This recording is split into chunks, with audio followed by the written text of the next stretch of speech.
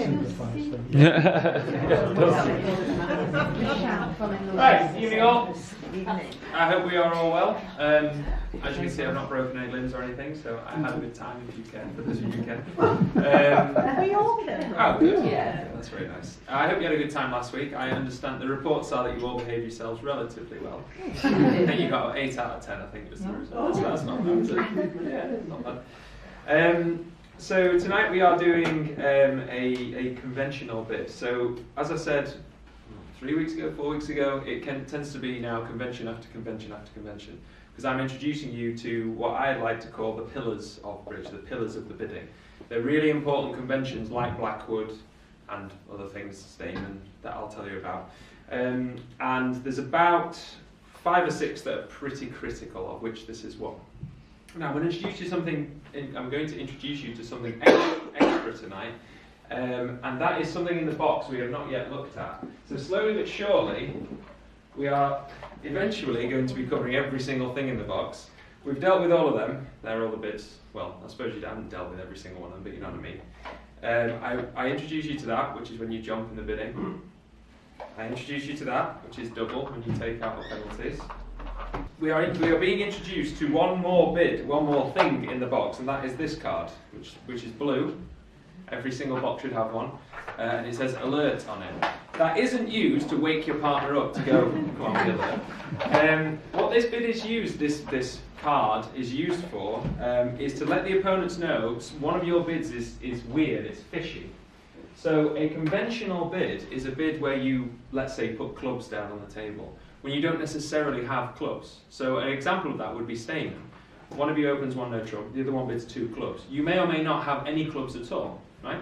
So that's a fictitious bid. That's known as a conventional bid or an artificial bid. So a conventional bid is a bid that is artificial in nature. You bid something, and it doesn't mean you necessarily have that suit or not. So 4 no trumps doesn't mean you want to play no trumps. It's how many aces have you got, right? So that's an example of a conventional bid. When your partner makes a conventional bid, you legally have to let the opponents know that something weird is going on. Okay? Now, because we are all learning the same conventions, you are all going to be aware of when the opponents are making a funny bid, right? Because you are all aware of what each other's system is, because I'm teaching you the same system. However, when we go into the big wide world, and you go and play against bridge somewhere, let's say somewhere exotic, Barbados, you play bridge somewhere exotic, and you come up against someone and they play some weird conventional bids you've never come across. Legally speaking, according to the laws of the game, they have to tell you when they're doing something artificial, right? So according to the rules, you have to tell the opponents when you're doing something weird. So when you're doing a bid that isn't necessarily natural.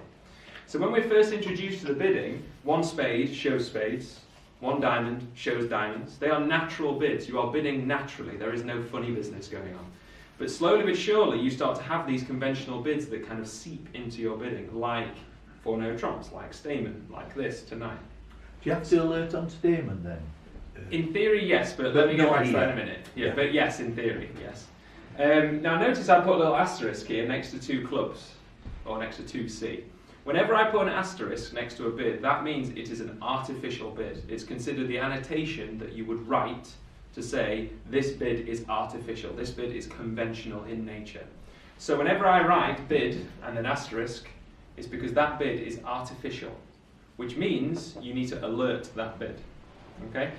I'm talking about the laws here. Now, I don't personally like the laws because I think you know when it's conventional and you know when it's not, because we all play Stayman. Everybody under the sun who plays bridge plays Stayman.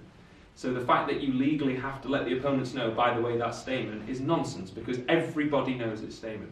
But I'm talking about the laws. Okay? So you have to let the opponents know when you're doing something conventional.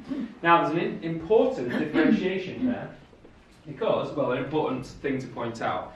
If you make an artificial bid of, let's say, Stayman, and then you alert your own bid to say, watch out, this is artificial, you are gaining an advantage there because you are letting your partner know that you are making an artificial bid, which is not allowed. You're not allowed to make your partner aware that you are making an artificial bid, right? Because then you could cheat. You could bid 3 hearts and alert it, going, by the way, I haven't got hearts. Okay? So the laws get even more complex. You have to alert your partner's artificial bids, and they have to alert your artificial bids. What that means is the opponents are made aware of your artificial bids, but you can't cheat by making your partner aware you're doing an artificial bid. Okay?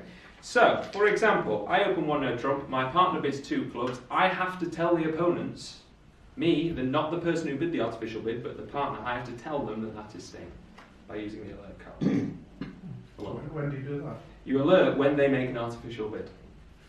Now, they may or may not care. They might look bored and they've got 0 points and they just pass. You don't have to tell them every single detail about the bid. You just have to make them aware that there's something weird going on. So, the way the bidding would go is I open the bidding, you make a conventional bid, I alert it by putting that down on the table. Alright? Straight away or when it's your turn to bid? As soon as they make the artificial bid. So you interject. Right? You put that down on the table and that says, by the way, that bid over there is weird. There's something about that bid you might not expect. That's the most kind of easiest way you can describe it. So it might be they bid 2 clubs but they don't necessarily have clubs, like Stayman, right? So you make an alert which says, opponents watch out, basically. Be alert of the fact that this bid is weird. That is your legal requirement, but that is all you have to do. You don't have to say, I expect them to have 12 points, 4 hearts or 4 spades, or anything like that. You don't have to tell them what you expect. You just have to say, watch out. All right? John, but can the opponents, they can then ask, can't they? They can. What do you mean by that? Correct. Yeah. But what alert does is it's a way of saying, by the way, that's something suspicious. Yeah. Which basically will almost always, but not always, follow with a question of, oh, what does it mean then? Right. Okay. And then you tell them. But you don't have to be verbose about your You're answer. allowed to say, well, what do you What is it then? Yeah. Yeah. Okay.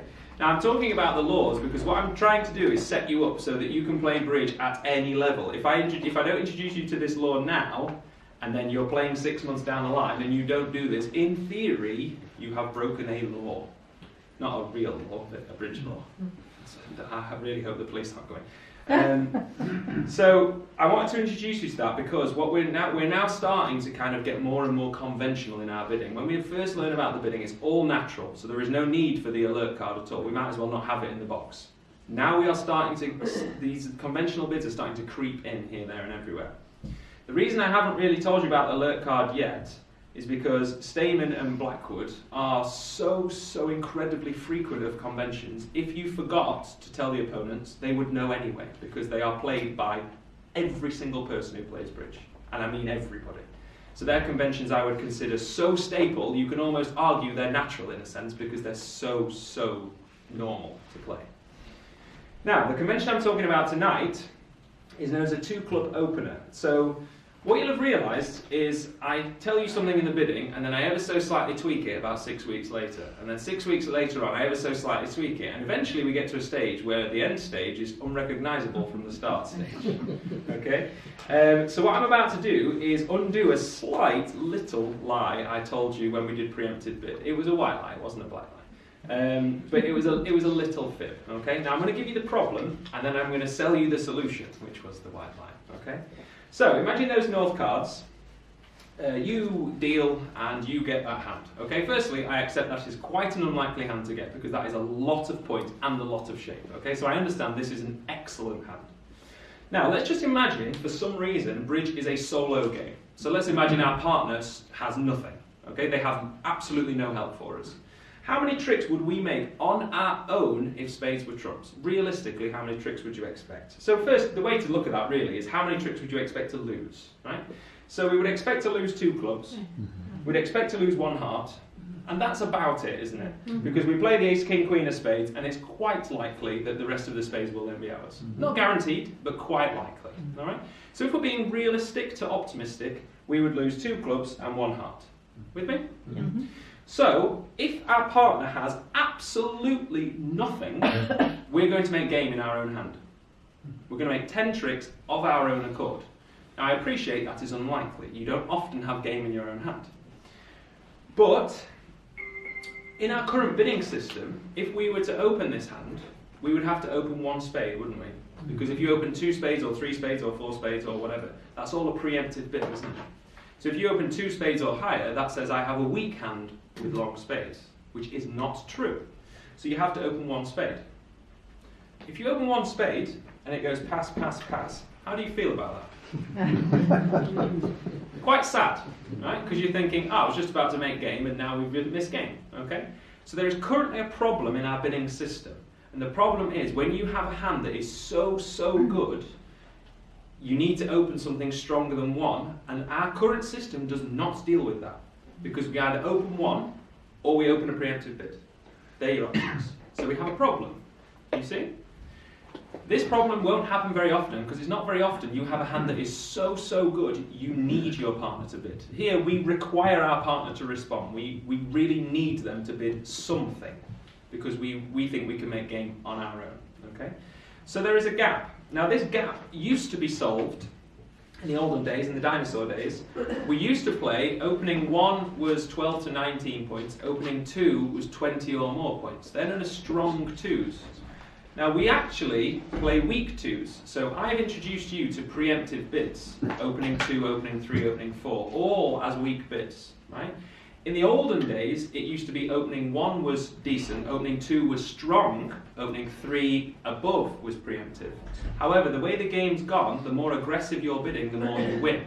So strong 2s were dropped and weak 2s were invented. So we now play, if you open at the 2 level, it's a preemptive bid. I haven't even told you what strong 2s are because they are they're just useless now because everybody plays weak 2s. So we have a problem because the old system dealt with this hand by opening at the 2 level. But now if we open at the 2 level, we have agreed that that is a weak hand. Okay? So we would like to get this hand 100 years ago, but not now. Okay? The reason that's a good idea is because you get these hands far less often than you get hands that are weak with 6 cards. So it's about frequency, right? But you can't deal with everything. So what we do is we sacrifice one of our bids at the 2 level. So we kind of agree a conventional bid.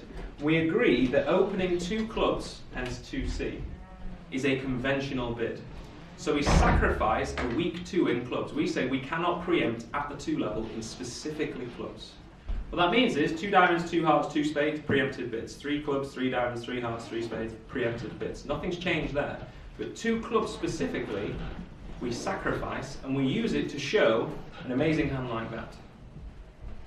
So if you open 2 clubs, specifically that, not respond 2 clubs, overcall 2 clubs, it is, or rebid 2 clubs, it is if you bid 2 clubs as the first bid in the auction, it says you have a hand that is so good, you need your partner to bid. Now that is obviously subjective. How good is so good? So a hand that is simply too good to bid at the 1 level. So I would say that is 20 points or more, there or thereabouts. 20 is right on the line. 21, I think you should be opening 2 clubs. 19, I think you should be opening at the 1 level. 20 is right on the cusp. Strictly speaking, the 1 level openings are 12 to 19. That's strictly speaking, but some 20s are not quite as good, and some 19s are very good. So make a view when you get to the take a view. Sorry, when you get to 19 or 20. Now. There is one hand we can deal with 20 points already, and that will be a hand that looks like that. With 20 to 22 points and a balanced hand, the hand last time was unbalanced, with a balanced hand, we already can deal with this hand without playing 2 clubs as anything fancy. What would you open that hand? 2 no trumps, right? So we already have one of our 2 level bids as a strong bid, coincidentally. 2 no trumps is 20 to 22 balanced. So what that means is, I'm going to go back to this hand just because I prefer it. What that means is, if you open 2 clubs with a little asterisk because it's an artificial bid, it is one of two things. It is either 20 plus unbalanced or 23 plus balanced. Because if it is unbalanced, it could be as low as 20, because if it was fewer than 20, you would have opened 1. If it's 20 or more, you need to make your partner bid. The reason 20 is the pivotal number is because with 20, opposite 5, your partner would not have responded to a 1 level bid. So if you open 1 and they don't respond, you've missed game. It's all about getting to 25 for game. Okay? So therefore, when you open 2 clubs, if it is balanced, it must be even stronger still, because we already have a way of showing 20 to 22 balanced. You with me? Mm-hmm. These hands are very equivalent in strength. A balanced hand is worse than an unbalanced hand because an unbalanced hand takes more tricks because you have a longer trump suit. So 20 points in unbalanced and 23 points in balanced are very close in actual strength, if you see what I mean. Because the unbalancedness, if that's a word, gives you kind of a little bit of extra playing strength. So bidding 2 clubs with, let's say, only 20 points is not a sin because, for example, that 21 points, you have to open 2 clubs on. So if you open 1 spade and playing 1 spade, you'll be very sad. Okay? What about opening 4 spades? You could open 4 spades, but what would your partner think you had if you opened 4 spades? Lots of space and not points. Yes, so they would think you had 8 spades and no points. Right. So imagine, well, not no points, but you know what I mean, very few points. Imagine they had king, queen of clubs and king of hearts.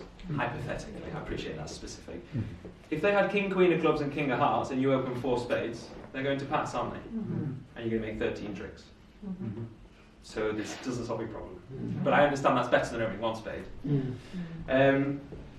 So we essentially we sacrifice a preemptive bid in clubs. The reason we sacrifice clubs is because they are the weakest suit, the suit we care about least, unfortunately, for those of you who like clubs, sorry. So you can't open 2 clubs as a preemptive bid. It would be very nice if you could open 2 clubs and it'd be preemptive, and then 2 clubs with a wing is a strong bid. That would be very, very useful, but you can't do that. So we essentially sacrifice a weak 2 in clubs. With that no longer exists, or never existed really. What that means is if you do get a hand that has 6 clubs and a weak hand, let's say 8 points, you either open 3 clubs or you don't open at all. You can't open 2 clubs and mean it to be weak. And if you do open 2 clubs and mean it to be weak, your partner will get very excited because they think you've got something like that. You will end in grand slams going off lots if you open 2 clubs because you're telling a big lie, aren't you? I've got 8 points and you're saying you've got 20 odd. All right? It's one of the pitfalls to playing artificial bids. You forget sometimes, all right? Now, that's all well and good, but the problem with starting the bidding with a conventional bid is that you are not describing your shape or your nature. You're not saying whether you have long spades, balanced, unbalanced, hearts and diamonds, hearts only, clubs and hearts. We have no idea whether they're 5, 4, 6. We don't know what's going on. So the beauty of starting with a natural bid is after 2 bids you have described almost everything about your hand. You're saying whether you're balanced or unbalanced and roughly your strength. When you start with an unnatural bid or an artificial bid, you've said nothing about your actual hand other than it is very good. So this bid literally passes one message. I have a damn good hand. That's all it says. So it doesn't say my suit is spades and I want to play a game or anything like that. It just says I have a really good hand. All right? So what you tend to find is it becomes quite difficult to describe your hand because you require an extra round of bidding because you've kind of wasted a round of bidding just to make them respond. Okay, so it's actually quite awkward. Even though you have a very good hand, it's awkward. The reason you get away with that is because often you are comfortable with at least game. So the 4 level is somewhere where you are comfortable stopping. So you don't need to worry about trying to play in 2 spades, for example, because we would never play in 2 spades with a powerhouse like that. So there is an extra inference, there's an extra bit of information with the 2 club opener that we need to rely upon so that we have the room to communicate between the 2 of us of what your shape is like, whether you're balanced or unbalanced, whether you have 5, 4 or 6 or whatever. And that is, when one of you opens 2 clubs, it is considered a game-forcing bid. A game-forcing bid is something, game-forcing is something I'll introduce more and more into the vocabulary. Game-forcing means exactly as it sounds. We are forced to bid game. So if you open 2 clubs, it is a very strong bid because you are dragging your unwilling partner, or sometimes unwilling partner, to a game they might not want to be in. They might have 0 points over here. By opening 2 clubs, it is considered a game-forcing action. You are forcing your side to at least game. Okay? It's important to notice that because if you open 2 clubs, you are now minimum going to 3 no trumps. Minimum. Right? So you need a very good hand to force that. Because if your partner has 2 points, you need a lot of points to be making that kind of contract. You with me? Or a lot of shape.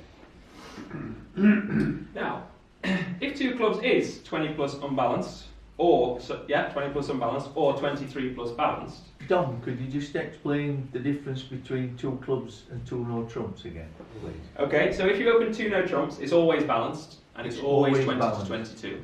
20 to 22. Yeah, 2 no trumps isn't fishing, I suppose. It's just straight up 20-22 balance. Yeah. If you open 2 clubs, it could be balanced or unbalanced.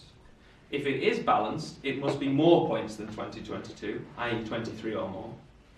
And if it is unbalanced, it might be as low as 20, because we have no way of showing 20 plus and unbalanced. Right. Yeah, because if you open 2 spades, that would be a weak 2, not a strong 2. Right? If you remember, right to the very first, one of the first lessons I did in bidding, I talked to you about bidding balanced hands as the opener. And I said, you open 1 no trump with 12 to 14, and you open 1 of a suit, then bid no trumps with 15, 17, and I went up the rung like that. And when I got to 23, I said, don't worry about that, we'll come back to that later. That's now. Okay, a long while later. Okay, that's because you need an artificial bid to show that number of points. Okay, with a balanced hand. All right. So, starting the auction with 2 clubs has advantages and disadvantages. The advantages are you are now going to game, so you can relax. You don't have to jump around. And your partner is aware you have a very good hand, so if there is a slam on, they will be aware of it. Notice, they don't need many points to think a slam is on, do they? They need about 8 or 9 to start thinking, oh, hang on a minute. And that's not very many. Right? So slams often happen after these openers because one of your hands is exceptional. The downside is you haven't made a natural bid yet, and you're already at the 2 level. So you've not got much room, and you haven't yet said anything about your shape. All right? So the way the bidding proceeds is very important. Okay? Now there are 2 different methods to how the responder reacts when this bid is open. I'm going to teach you what I think is A, the best, and coincidentally the most straightforward system. If I didn't think it was the best, I'd teach you the best, even if it meant more headaches. But it happens to be the one that gives you least headaches. All right? So you might, if you do some reading of your own, you might come across a different responsive system known as positive-negative. I'm not going to teach you positive-negative. I'm going to teach you something known as the relay system. Now a relay system, a bit like in athletics, a relay is you basically pass the baton on. You pass it on. Unfortunately for us, we are in a 2-man relay team, 2-man or woman relay team. So when you pass it on, you're passing it back, aren't you? Because it's either between you or them, right? So the way a relay bid works is it essentially says, tell me what you've got. So a relay means, when you actually boil it down, a relay means nothing. It says, tell me what you've got. So it doesn't mean anything about your hand at all. And the way the relay works is when they open 2 clubs, you bid 2 diamonds, which is the next bid on top. It's the cheapest bid. And it says, tell me about your hand. I understand you've got a good hand, tell me. So you make this bid on any 13 cards. Any hand. You don't even need to look at your cards. I can't stress that enough. Seems a waste of a bid, really, because you think Yes. you show your strength. If you show your strength, what you find is they have to bid at 3 level, then you're running out of room. So the advantage of this system is the person with the good hand gets to describe their hand. This is the hand we care about, not really this one. But I take your point. There is another method that allows you to say something here. Yeah. I prefer this one. The simplicity, and also I think it's better, personally. So what this does is, firstly, it gives you an easy life as a responder. Because when they open 2 clubs, you bid 2 diamonds 100% of the time. You bid 2 diamonds automatically. Couldn't it have gone 2 diamonds? They could have gone 2 diamonds, yeah. I'll guess that. All right. I guess that in a minute. I'm assuming they're being somewhat cooperative, which opponents aren't always cooperative. No, And you taught us not to be. I have. And also, it allows the opener to bid their suit at the cheapest level. It basically gives the 2 clubber the most room they could ever have to describe their hand. Let's be honest, this is the hand we're interested in. We want to know what the powerhouse is doing. We don't really care whether we have 4 hearts in South, for example.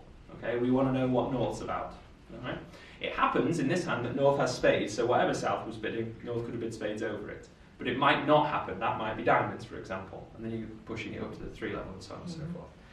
Now, the relay bid has an advantage in that it makes your responder's life easy. It makes the opener's life as efficient as possible. They can make the most efficient bid. The downside is that the opener has no idea what the responder has. They have no idea. That could be 0 points, that could be 10 points. We have no idea. The reason you have no idea is because you make this bid every single time they open 2 clubs. So it is literally any 13 cards. What that means is... You have to alert it. Does your Yes. partner have to alert it? Yeah. It's got an asterisk, yeah. So this is a non-natural bid, isn't it? 2 diamonds. Do you have any diamonds? Who knows? You've got 13 cards, is what that bid says. So therefore, this bid is an alertable bid, isn't it? It's a conventional bid. This is, if you like, because of this. If you've not got 13 cards, you've got bigger problems than this. So this is alertable because this is a conventional bid, but this convention is really part of this convention. It's all one in itself. But it does need alerting, doesn't it? Because that bid not showing diamonds is not a natural bid, And the first one needed alerting as well. because it doesn't show clubs. Yeah. So we've both made conventional bids here. No one said anything about what they've actually got, other than North has a very good hand. Okay? Now, I accept this is complicated, but now you'll be glad to hear, now we revert to natural bidding. Once we've started with, I have an amazing hand, okay, tell me what it is, now you get into the nitty-gritty of showing your shape. I have 5-4, or I have 6 cards, or I have a balanced hand, or I have whatever your shape is. So then we revert to the situation that we are actually normally used to, of you bid your longest suit first, then you bid your next suit showing 5-4, or you bid no trumps because you're balanced, that kind of jazz. So you revert to what I would like to say is more straightforward bidding, okay? So what do you suspect I want us to bid with the North cards? 4 spades. 2 spades. We'd like to bid 1 spade, but we can't. So we have to bid 2 spades. You do not need to bid 4 spades, because this is a game-forcing bid. So that means your partner is not entitled to pass 2 spades, ever. By you opening 2 clubs, that says we are, underlined, going to game, whether you like it or not. Okay, it's very important that you have these agreements firmly in place. Because if they pass 2 spades going, well, I've only got 1 spade and 2 points, so I don't really know what to do, you want to throttle them, don't you? So you have to have these black and white agreements in place. This is a game-forcing bid. That doesn't mean you will make game every single time you open 2 clubs. The spades might be 5-0. You might have a void against you, so they just trump something, go over there, trump something. You might go off in game. But you need to be aware that if you open 2 clubs, you are signing your team up for game. Okay? Therefore, you don't need to rush. 2 spades says, I have spades. And there is no rush, because South will bid again. You with me? Mm-hmm. Now, there's an interesting inference behind that 2 spade bid. What do you suspect North would have bid if they had a balanced hand? 2 no trumps. 2 no trumps. So the fact that North has not bid 2 no trumps suggests they have an unbalanced hand. Do you agree? Yeah. Therefore, if they have an unbalanced hand, what's the minimum length of their spades? 5. 5, which is unusual, isn't it? Normally when you introduce a suit, it's a 4-card suit, isn't it? Normally. The reason for that is you might still have a balanced hand. When you open 1 heart, showing 4 or more hearts, that's because you might still be balanced. Whereas here, we actually know they are not balanced, don't we? That is the start of an unbalanced chain, isn't it? So here comes another important bit of information. If you introduce a suit, either of you introduce a suit after a 2-club opener, it is a 5-card suit. There is one shape that is not balanced and doesn't have a 5-card suit. Can anyone tell me what it is? 4441. So 4441 is known as the teacher's nightmare because it actually doesn't work. It is neither balanced nor unbalanced. It's unbalanced because it's got a singleton, but it's not unbalanced because you haven't got a 5-card suit. So if you get a 4441 hand, you're going to have to lie. And thus ends my tutorial on 4441 hands. I will deal with them separately, but basically they don't fit into our system. We have a problem with 4441 hands because you can't show 5-4, nor can you show balanced. So they just don't work. All right? They're about 12% of the time, unfortunately. So basically, for those of you who are thinking, well, hang on, what if a 4441? It doesn't work. It doesn't fit the system. Thankfully, it doesn't happen very often that you get 20-odd points and 4441 and you get to open the bidding. That's super, super rare. Can't remember it happening to me. So therefore, if you open 2 clubs and then bid a suit, it is a 5-card suit as a minimum. It's an important differentiation because normally when you introduce a suit, that's only 4 cards. You with me? It's because we can rule out that they have a balanced hand. They don't have a balanced hand, so they must have 5 spades, at least. They might have 6 spades, or maybe they have 5 and 4. Okay? Unless they're 4-4-1. The most important thing to do in the bidding is to refer to our normal practices. We want to find a fit in a major, we want to know if we can make game. Now, one of those boxes has already been ticked. This 2-club bid here says we are in game. Okay, so the game thing you can relax about. We're playing in game. You're going to make it or you're not. There's no need to worry about it. So now it's just a case of, have we got a major fit? So we're looking to find a major fit pronto. Okay, so if this shows 5 cards in spades and South has 3 cards in spades, they should support spades now. Just like normal. If you open one spade showing 4 and you have 4 spades as well, you tell them. Okay? If you have a major fit, you tell them. So it's just like normal bidding, if you like. The only slight difference is that this is a 5-card suit, not just a 4-card suit. All right. So let's say, I appreciate this is unlikely, given that North has 7. I'm just going to say South has 3 spades, just because it's nice. Which of these 2 bids, 3 spades or 4 spades, which one is stronger? It's a trick question, yes. 3 spades. I say 3. 3 spades is stronger than 4 spades. That seems completely balmy, doesn't it? However, here's a different way of phrasing the question where I lead you to the reasons why. If they bid 3 spades as South, is North entitled to pass? No. No, why not? Game. Because you're going to a game as a minimum. So North cannot pass over 3 spades. Agreed? Yeah. So therefore, 4 spades, can they pass over 4 spades? Yeah. Yes. So this is a passable bid. This is a non-passable bid. So 3 spades is stronger. Because it's keeping the bidding going. You with me? The force is still in place. The force has been released. And no, it's not a Star Wars reference. So this is a more forcing bid than this one. So here comes another bit of important information. After you open 2 clubs, if you bid straight to game, that says go away. I understand you have a good hand, but I am finished with this hand. What that means is you are not interested in slam. Because this signs you up for game, so you are going to game whether you like it or not. So the faster you get to game, the weaker your hand is. So if you find a fit with your partner and you have a rubbish hand, you bid straight to game, which says, not interested in slam, please go away. Okay? You tend to find the onus is on the responder to do the slam bidding. The responder knows the opener has a very good hand. The opener doesn't know what the responder's hand is. So you need to trust, as hard as that might be, you need to trust the responder to place you in the correct level contract. What do you think South could do if they were interested in slam? What could they bid instead? 4 no trumps. 4 no trumps. That would say, what? How many aces have you got? How many aces have you got? That doesn't work because Well, it doesn't really work that well as it does the other way, does it? not You see that? particularly, no, yes, but it just happens that North has Yes. all 4. But Sorry, you just said 3 spades invites to. 3 spades suggests slam interest, 4 no trumps suggests slam interest. They're I both, see. yeah. Okay. But the key really is that 4 spades is go away. That's the really Go away. important So thing. why would they do 4 no trumps rather than 3 spades? Don't know. Okay. Being a bit hasty, I suppose. Suppose if you bid 3 spades, they bid 4 spades, then you bid 4 no trumps. It's much the same result in the end, isn't it? Doesn't really matter. There is a reason why you would more bid. to bid 4 no trumps, really, isn't it? Yes, that's a fair comment. Yes, Sorry, what did you say? it's arguably better for the 2 clubber to bid 4 no trumps. Yeah. But I mean, it both would work in theory. Now the important thing here is South, the responder, the person who hasn't opened 2 clubs, is the one who takes it upon themselves to decide, are we looking for a slam or are we just settling for game? Notice there is no get out lower than that. Game is the minimum. So if you bid game, you had enough. If you're interested in more than game, you need to let your partner know by either bidding 4 no trumps or not yet bidding game. One of those 2 things is strong. You with me? But important before all of that is you find a major fit. I've made an assumption here that South has a spade fit. So South is now just deciding, am I in 4 spades or am I looking for slam? Okay? If South did not have a spade fit, they would bid naturally.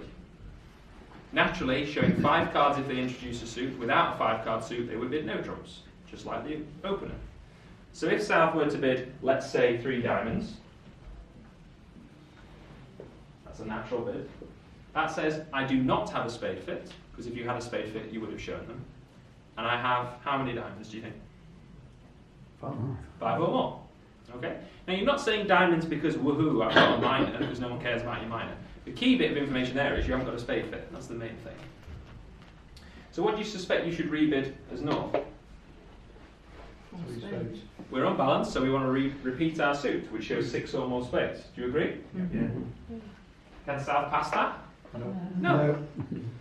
which is the beauty of this being game forcing. You can just keep banging them over the head with your hand until they basically submit. That would show 6 or more spades because you bid spades twice. And so now South might support spades. Okay, let's move on a bit. If South bids 4 spades, weak or strong? Weak. Weak, because it is game. Yeah. It is the invert of your normal instinct. Your instinct in normal bidding, 1 spade, 4 spades, that's a strong bid, isn't it? 1 spade, 2 spades, that is not strong. The reason it's different is because of this artificial bid right at the very start. Created a forcing situation. Okay, so it's a different way of bidding, basically. So what would South do if they were strong with a spade fit? 4 no trumps. Yeah, you'll see that? Yeah. Okay, so if South had a spade fit, let's say they've got. Well, I'll put a hand up. John, can I just ask? Yes. South knows once North says 2 spades, South knows that there are at least 20 points there. Yeah. How does South make a decision about whether or not they have enough strength? Because if North has 24, that's quite different than having 20. That's a fair comment. You assume it's about 21 because it tends to be circa that number. It's very rarely more than 23, just based on odds. 24 happens exceptionally rarely, and then 25 is kind of 10% of that, and so on and so forth. You assume about 21 there or thereabouts, so 21, 22, something like that. So with about 8 or 9-ish points, you start thinking a slam is on, that kind of region, just based on the values you've got together. But of course, you need a fit for 30 points to be a slam. If you're looking for a no-trump slam, you want more like 12, if you're thinking of no-trump slam. So looking at this hand here, South's got, firstly, have they got 13 cards? That's something I always fall down on. Yes, they have. So South's got, what, 9 points? Okay, so 9 points, you are firmly interested in slam, because 9 points opposite at least 20. We are certainly approaching 30-ish, aren't we? So when our partner bids 2 clubs, we are responding what? 2 diamonds. Not because we have diamonds, but because we always bid 2 diamonds. Partner bids 2 spades, we are bidding what? 3 spades. Three diamonds. Got you. diamonds. 3 diamonds. We don't know they've yet got 6 spades. Do you agree? Yeah. When they rebid 3 spades, how many spades have they now got? 6. Can we agree spades now? Yes. Yeah. Yeah. So now what? Now what? 4 no trumps. 4 no trumps. Yes. Why not 4 spades? Because that's Because just yeah. That's it, isn't it? Yeah. So you bid 4 spades, they pass, and you fix that. Right? So 4 no trumps. Then you are astounded with them coming back 5 clubs, which is how many aces? 4. 0 or 4. What do you think is most likely, given that they've got a billion points? Right. So you are astounded they've got 4 aces, and then you ask for kings, and they say boo, or whatever they say. You get the idea. Do you have to do the alert on the phone? It's a very good question. I'm glad you asked that. Notice that I've got an asterisk. This is force of habit. When the bid goes beyond 3 no trumps, you don't need to do the alert anymore. Right. God knows why that's a rule. No idea. So in theory, you need an asterisk there. 1 here. 1 here. But you actually don't need them. Alerts, once you get beyond 3 no trumps, you don't need to alert anything. Which I think is balmy. You either do it or you don't, is my kind of logical opinion. But that doesn't seem to work in the game of bridge, as I'm sure you've come across by now. Logic doesn't always win. So you only actually alert, in this sequence, you alert the 2 club bid and the 2 diamond bid only. I think? Yeah. Okay? So just do a little recap. There's a lot of information I'm giving you there. That's because it's quite a big part of bidding when you've got a good hand. If you open 2 clubs, you are game forced. It's just 20 plus points unbalanced or 23 plus balance. It's one of those 2 things. If you don't have one of those 2 things, you shouldn't be opening 2 clubs. You should be opening something else. I assume you've got an opening hand. Notice, if you open 2 clubs, it is not a preemptive bid. That is a pitfall you may well fall into. By the way, you do that once and then you always remember from then on because it goes very badly. Whenever your partner opens 2 clubs, you respond 2 diamonds. Categorically, all the time. After that, if you introduce a suit, it shows 5 cards or more in length. If you don't introduce a suit, i.e. you bid no trumps, that's because you are balanced. You don't have a 5-card suit. Well, you could have a 5-card suit and balanced, but you get the idea. After that, you follow normal protocol. You look for a major fit. If you find a major fit, good. If you don't find a major fit, keep digging.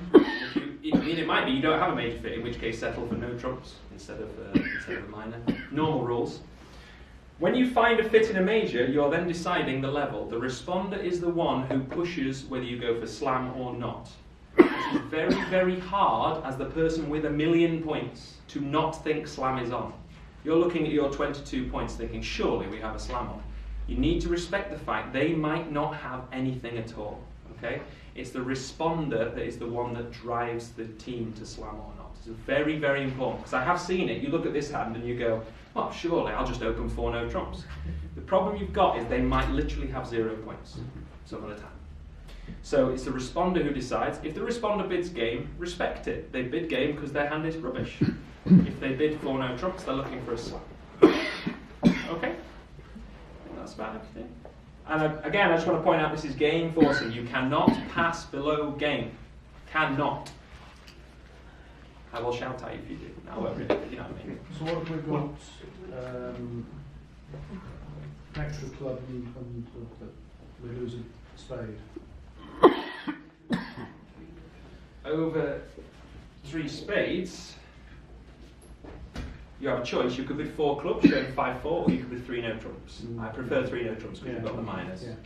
So you just assume that the spades must be good and therefore Yeah. 3. Bid 3 no trumps. What you But now probably do with now North, you're in game. you are. North could pass if they want to. Yeah. However, because North has 7 spades, I suspect they will bid their spades for a 3rd time. However, if North had only 6 spades, they would respect the 3 no trump bid.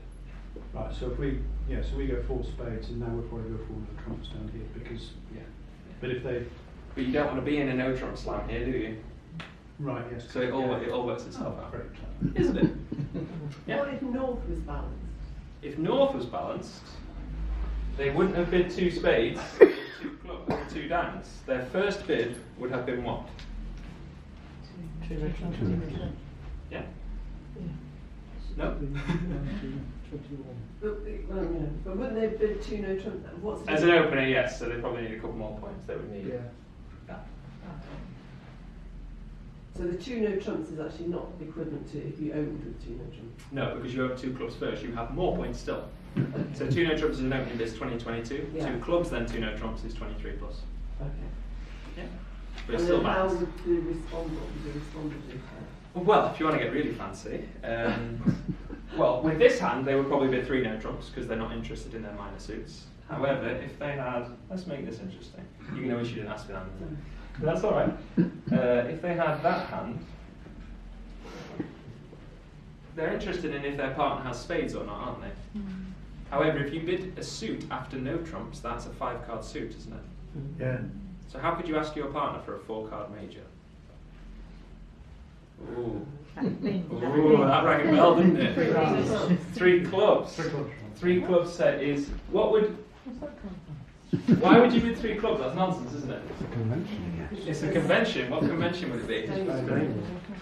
Oh, of course. So you could actually get. I mean, just to show you how crazy this game can go. I didn't know what to do with it. Convention, convention, natural, convention, natural, convention. 2 club opener, Stamen, Blackwood. Yeah? Don't worry about that, but what I'm trying to say is they all interweave. That's why it gets hard. Okay? So Don, what about disruptive overcall? Very good question. I'm glad, because I was about to forget that. I'm glad you mentioned that. If they overcall, basically you can't do this 2-diamond response. So you pass if you're weak, you bid if you're strong. However, it's very, very rare, like maybe 1%, that they will actually have a hand that's good enough to bid. Because when they've got, let's say, 22 points, it's really, really rare that they have a hand good enough to intervene. What you need to intervene is a long suit. Because they have so much firepower against you, you need a lot of trumps to make up for the lack of ammunition, basically. So if they open 2 clubs, I actually can't remember the last time someone bid when I opened 2 clubs, because it's just so strong. It's almost scarily strong. If they do intervene, it can be annoying, but you tend to find that actually they just go miles off in their contract, because you have so many points. So it doesn't happen very often, to be honest. So But if it was you, you'd be silly to. basically, yes. Now that's Yeah. me saying it's silly to intervene. So it must be psychotic, mustn't it? Because Yeah. I like to bid on everything. I So don't imagine you should do it just for the sake. yeah, you could do. You could do. Just to But spur it it. doesn't work. It tends not to work against experienced players because they tend to know to double you, and then it starts costing lots of money. I'm sorry, this is just speculative, but Yeah. if say somebody did bid 2 hearts because they had Let's say 6 hearts. 6 hearts Yeah. and you know and some honours. Uh-huh. I mean, 2 hearts is a reasonable bid here. They've hit a fit with their partner, Yeah, which worked well, didn't it? and but you can't double them because will your partner see that as a That would be a The takeout takeout. double. Yeah, but you still get to your fit. But you can pass now because they'll get another bid. Correct. Which is one of the beauties of intervention because their 2 clubber now is expressing their hand. To be honest with you, it's super rare. yeah. So it's not really worth talking about, to be honest. But if they do intervene, you can pass as the responder. You can double to make your partner bid, as normal with intervention. What happens if the 2 clubs and clubs are their strongest suit? They respond to the 2 diamonds with 3 clubs, do they? Yep. Which is not perfect, is it? Because you've got clubs, which is naff, but Yeah. it is what it is. You have to go to the 3 level there, unfortunately. But that just happens. It's coincidental that your suit was clubs. Just coincidental. Okay.